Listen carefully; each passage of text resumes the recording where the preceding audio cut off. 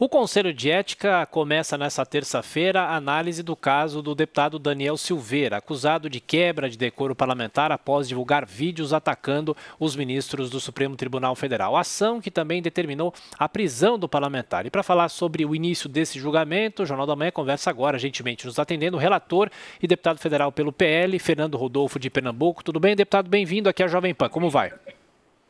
Olá, bom dia. É um prazer falar com vocês nesta manhã de segunda-feira. Estou aqui à disposição. Nós é que agradecemos. O que deve acontecer nessa sessão do Conselho de Ética já nesse começo de semana? Será que os parlamentares serão corporativistas? A maioria deve defendê-lo? Ou o senhor acha que ele realmente será punido e corre o risco de perder o mandato, deputado? Olha, é importante ficar atento aos prazos regimentais desse processo do deputado Daniel Silveira. O que é que acontece? Ele já foi notificado, nós estamos agora aguardando a defesa, a manifestação da defesa do parlamentar. Ele pode aí arrolar até 8 testemunhas, e assim que essa defesa chegar ao Conselho de Ética, que ainda não chegou, ele está dentro do prazo, nós vamos fazer a instauração do procedimento. É bem provável que os prazos que eu tenho como relator sejam reduzidos, porque há uma cobrança muito grande da sociedade, né, e do próprio parlamento por um desfecho desse caso do deputado Daniel Silveira. Vale lembrar que eu sou relator de apenas um processo. O deputado está respondendo agora a 3 processos. Então, tem o que eu sou relator, tem o que é relator do deputado Alexandre Leite, e amanhã será escolhido o relator do 3º processo do deputado Daniel Silveira. Então, a situação dele está bem complicada, é difícil se falar em corporativismo num caso como esse do Daniel Silveira. Deputado, agora a pergunta que chega de Brasília, José Maria Trindade. Pois é, não seria o caso de unificar? Existem, inclusive, outras denúncias contra o deputado Daniel na Câmara dos Deputados. Não seria o caso de unificar os processos, não, deputado? Não seria melhor? Zé Maria, é que são 3 denúncias diferentes. São 3 acusações distintas contra o parlamentar. Semana passada, por exemplo, 6 partidos ingressaram com representação no Conselho de Ética relacionada ao vídeo que culminou com a prisão do parlamentar. Então, essas 6 manifestações, essas 6 representações foram apensadas a que eu sou relator, aquela que foi ingressada pela mesa, porque tratavam do mesmo assunto.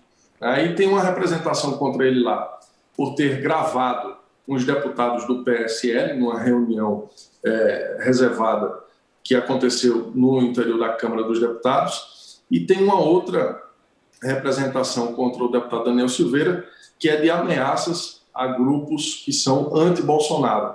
Então, somando, são 3 representações, por isso que elas não foram unificadas. No caso das 6 representações ingressadas semana passada, foram pensadas porque tratavam da mesma matéria. Deputado, agora a pergunta de Joel Pinheiro da Fonseca. Bueno, Joel. Deputado, bom dia. Acompanhamos a prisão do deputado Daniel Silveira, fruto ali da decisão do ministro Alexandre de Moraes, né? O Congresso, a Câmara dos Deputados, não julga uma intromissão do Supremo na Câmara, ainda mais com essa justificativa de que seria uma prisão em flagrante por um vídeo. Quer dizer, agora o Supremo consegue determinar tão fácil assim a prisão de deputados sem que o Congresso se mexa?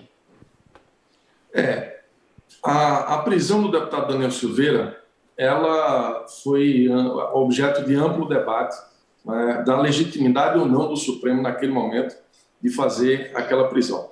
Ocorre que o plenário da Câmara foi soberano e decidiu por manter o parlamentar preso. Muitos que votaram pela manutenção da prisão, inclusive eu, votamos também pensando na harmonia dos poderes. A manutenção da prisão dele naquele momento iria evitar o agravamento de uma crise institucional entre os poderes. Agora, a resposta que o parlamento tem dado é a discussão da PEC da imunidade, que fecha brechas do Supremo Tribunal Federal na investida contra parlamentares. Só discordo da forma como ela começou a ser tratada, com uma celeridade muito grande, atropelando outras pautas importantes que a sociedade espera que o parlamento discuta.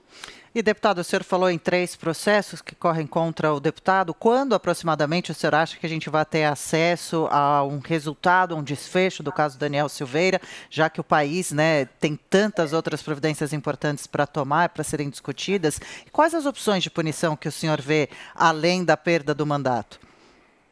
Olha, em um dos casos, que é relatado pelo deputado Alexandre Leite, o relatório já começou a ser apresentado, só que houve um pedido de vista semana passada e aí ele saiu de pauta.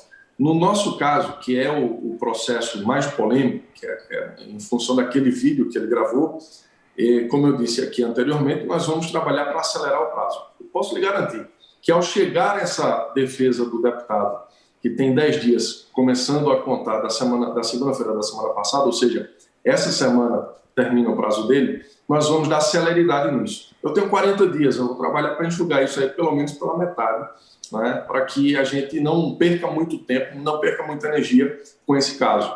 Em relação às possíveis punições que ele venha a ter, se ficar configurado que houve quebra de decoro, eu falo assim porque a gente não pode antecipar o voto antes que a defesa se manifeste, né, porque aí eu estaria cesseando o direito à defesa, fazendo um julgamento precipitado, mas entre as punições que ele pode sofrer estão aí as duas principais, que é um afastamento de até 6 meses ou a cassação propriamente dita. Deputado, o senhor já citou que, um pouco depois da prisão de Daniel Silveira, o Congresso tentou, principalmente a Câmara, tentou discutir propostas para amenizar punições a parlamentares. E, junto com isso, há uma ofensiva na Câmara também para afrouxar leis de combate à corrupção. Não é uma pauta muito fora de tom e muitas vezes nem seria uma pauta para ser discutida nunca no Congresso?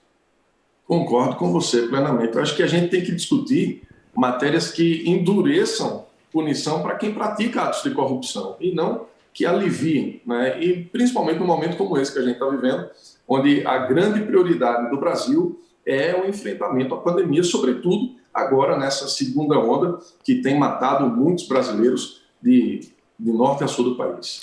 Deputado Fernando Rodolfo, do PL de Pernambuco, mais uma vez, obrigado pela atenção, pela gentileza. Vamos acompanhar o trabalho no Congresso. Até a próxima. Eu que agradeço, estou aqui sempre à disposição. Obrigado.